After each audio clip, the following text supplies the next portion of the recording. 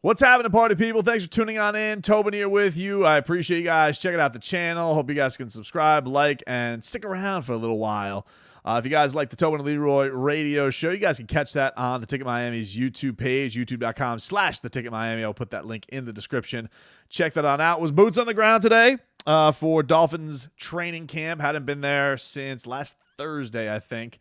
But it was good to be back. Oh, my God. It was by far, at least since I've been out there, the hottest day. Fans were out there. Pads were on. Big time practice. I will get into that, I think, in another video. Talk about that. Talk about the whole Preston Williams thing that went down. But got to dedicate some time to this Stephen Ross story that went down. So the Miami Dolphins, about an hour into practice, I would say, Twitter gets a buzz because the Miami Dolphins had the hammer laid down on them from the league when it comes to this whole integrity of the game, tampering thing.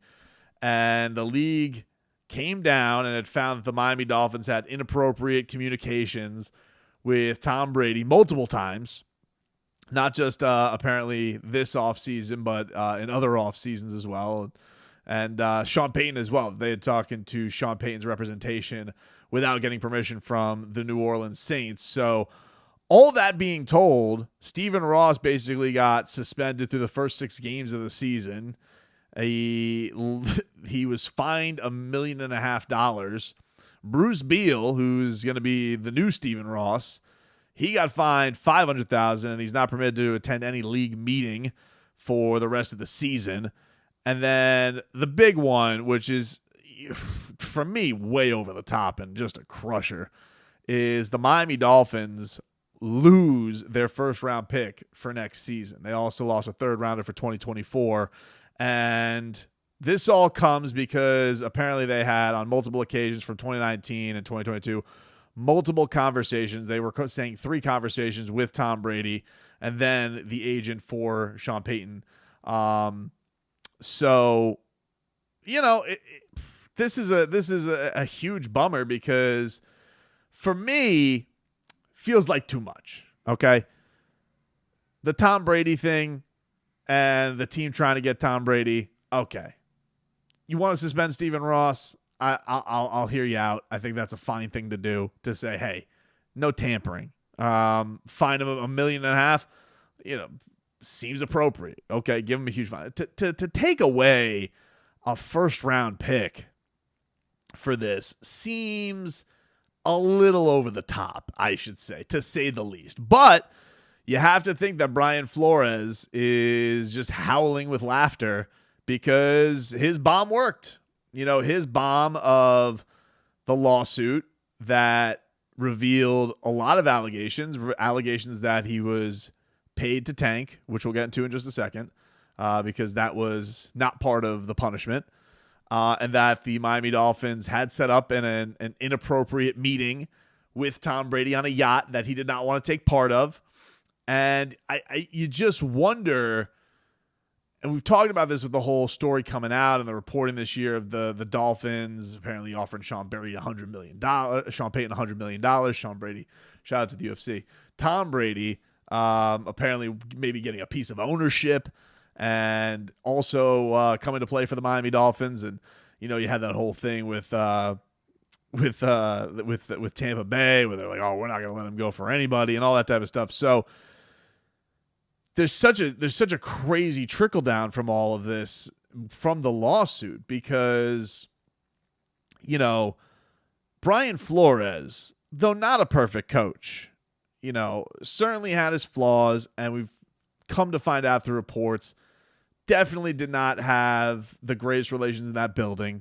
Certainly did not handle his quarterback well. I mean, really seemed to have a piss poor relationship with Tua Tagovailoa, which has been, you know, the complete opposite thus far of what you hear with Coach McDaniel. But his results on the field didn't warrant getting fired. I've said that from the start. I do not believe that Brian Flores, based on what he did as the head football coach of the Miami Dolphins, especially for the on-field results, they didn't warrant getting fired. There are plenty of other coaches who put up embarrassing records, and you're like, okay, I could see it. Plenty of Dolphins coaches here who have been, laughing stocks. And okay, I didn't feel like with Brian Flores, this team was being run by an incompetent guy. Certainly an impatient guy, certainly a guy that had a really tough time putting a staff together and trusting his staff and all that type of stuff. So look, again, he wasn't a perfect head coach. He was a young guy. It was his first opportunity.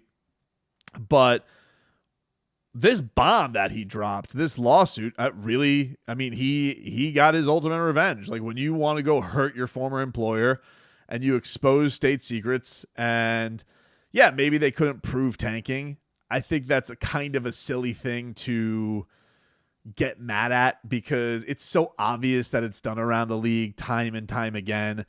For whatever reason, when it comes to the Miami Dolphins, public relations wise, they are always in a situation where things just seem to go in such an embarrassing fashion for them from a PR standpoint. And a lot of that does have to do with Stephen Ross, though he's very, ham-handed in how he handles things, because I think as an owner, look, you would love having a lot of the elements of Stephen Ross, okay? He spends top dollar for everything. Brand new facility in Miami Gardens, revamped that building to bring Super Bowls, F1, all this type of stuff. Fantastic. When it comes to free agents, Miami Dolphins have been a hotbed of getting free agents under Stephen Ross. They have gotten, whether it be free agency or whether it be trading for high price talent that they then give extensions to. Man, I mean, he has been on the money when it comes to that stuff. His biggest downfall really comes from a couple of things: his mouth and his actions when it comes to stuff in terms of like handling the people running his organization. He never really seems to know who to trust. He never really seems to know who he wants to put the keys to. Whether it's flying around the country to go get Jim Harbaugh while you still have a coach under contract, whether it's going with Carl Peterson and then to Mike Tannenbaum and then to Chris Greer, and then you're going to fire the coach's staff but keep the coaches, and then willy-nilly I'm going to give Joe Philbin an extension here, and that type of stuff with how he wants his ducks in a row for running the organization. He just doesn't seem like he knows how to have his head on. I don't know if that has to do with him not being here or what. I don't know if that has to do with him being in New York and he's just entrusting people. And for some people that's a good thing, but I think that it also has made him pretty easily swayed in years past. The other thing that he is just bad at is like handling anytime there is scandal with the Miami Dolphins, like the Bullygate thing. People have not liked a lot of the things that he's done just from an optics standpoint when it comes to like the logo, looks like SeaWorld, the orange carpet, the celebrity owners. Everybody just kind of wanted their football. Then you have certain scandals like Bullygate under his watch where he comes out there and he's like, we're going to have a committee to stop bullying with Curtis Martin and Jason Taylor and Tony Dungy and Dan Martin. The committee never meets. But he says things and, like the Dolphins, the Heat aren't the same organization that the Dolphins are since LeBron left. And meanwhile, the Heat go to 2 finals and he's still sitting here not with a playoff win under his ownership. So he just never really, compared Joe Philbin to Don Shula. I'll let Zonka go compare somebody to Don Shula. I don't want Stephen Ross comparing somebody to Don Shula. He'll call Chad Henne, Dan Marino, all this type of stuff. Like he's over the top and he's an oaf when it comes to this stuff, an oaf.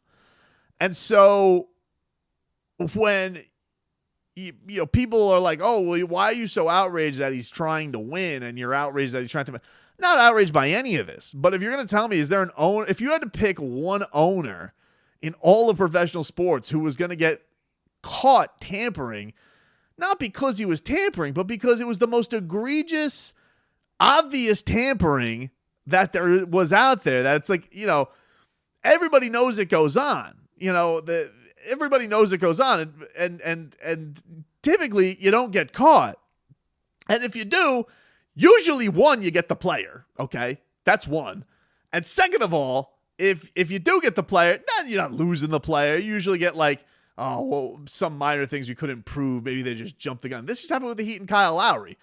And, typically when the Heat are in the game for tampering, they always get their guy or normally get their guy. And if they don't, they're not going to get busted for tampering for not getting their guy.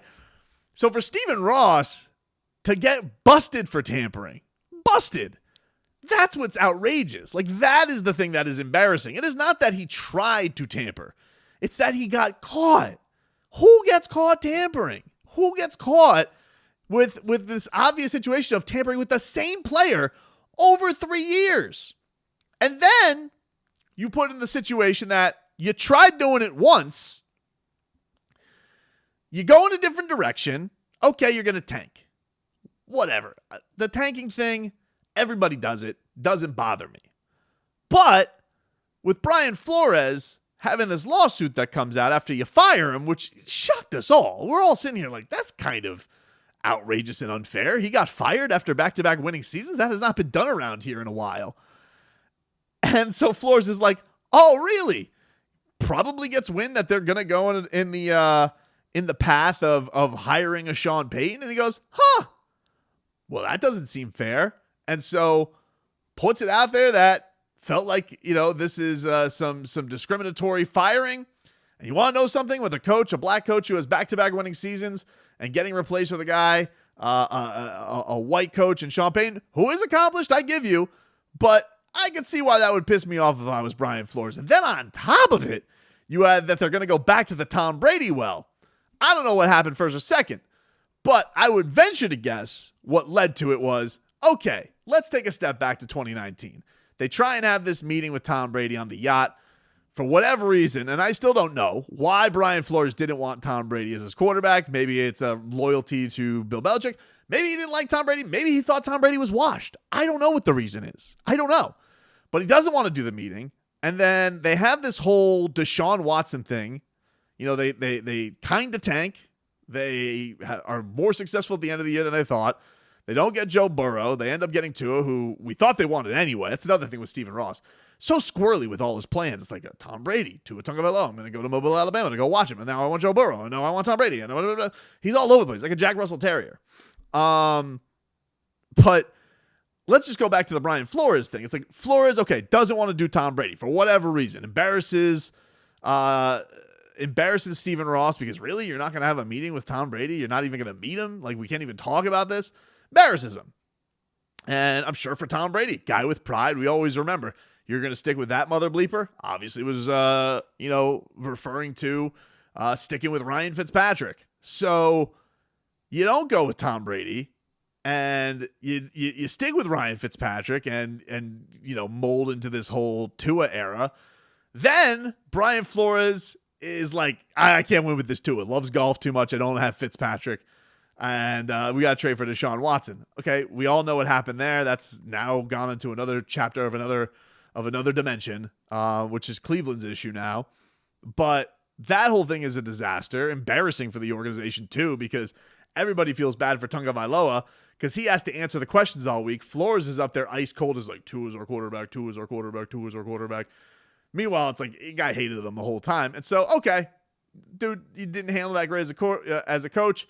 They decide to go in another, there's like, but do we believe in Tua? And then it's like, well, who do we go with? Well, Tom Brady doesn't want to be in Tampa anymore. He wanted to be here the whole time. But is Tom Brady going to play for a guy in Brian Flores who snubbed him? Absolutely not. He wants to go with a star-studded coach. So he wants Sean Payton. And so what do? They fire Brian Flores, not thinking that he was going to drop a bomb on them, have everything exposed, and all of their plans were foiled. And I will say, I feel with all of this stuff that happened, and Zonka referred to this the other day about, the Dolphins trying to get Bear Bryant back in the day, and everybody thought things went into chaos. I feel like the Dolphins landed on their feet okay out of all that. People seem to really dig Mike McDaniel. They went and got Tyreek Hill, which everybody was fired up about. And I think people have a lot of confidence in what Tua's doing. And I think Tua's having a good camp so far and all that type of stuff. But the things that are crazy about this is like, man, how can you be the owner that got busted so bad? You didn't get the player you wanted in the first place. you did such a bad job in burning the bridge with your coach that he decided to come out here and snitch on you.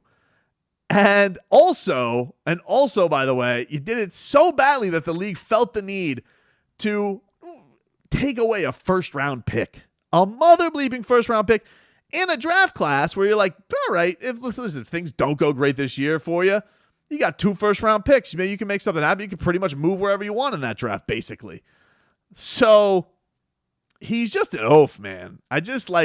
He's got qualities as far as that you would want in an owner, and that he has got the limitless checkbook, and he will get the big-time free agents or make the big-time trades like a Tyreek Hill, and it's like nothing. And that I cannot argue is a really great quality about Stephen Ross. But some of the stuff that he does as far as just handling optics of his team or the people he has running his team or how he goes and moves about, this Bruce Beal, who's supposed to be his successor, who you've been hearing more and more about, it's like, so now we got another boob who's going to be taking over the organization when this is all said and done.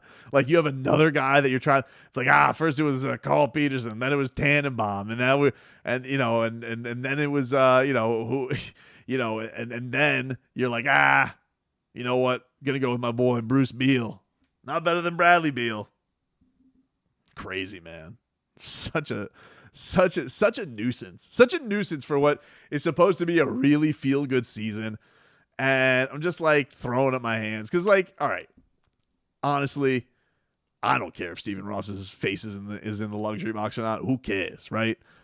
But if things don't go great, if for whatever reason the worst happens, and you think to yourself you don't have a first round pick next year because you didn't know how to tamper correctly, that's going to be really annoying. And by the way, way over the top from the league. I mean, no doubt about it. That it was over the top from the league. The statements by both Flores and from Stephen Ross are laughable. I'm howling that they're just like the opposite of each other. But man, I'm not surprised, but I'm disappointed.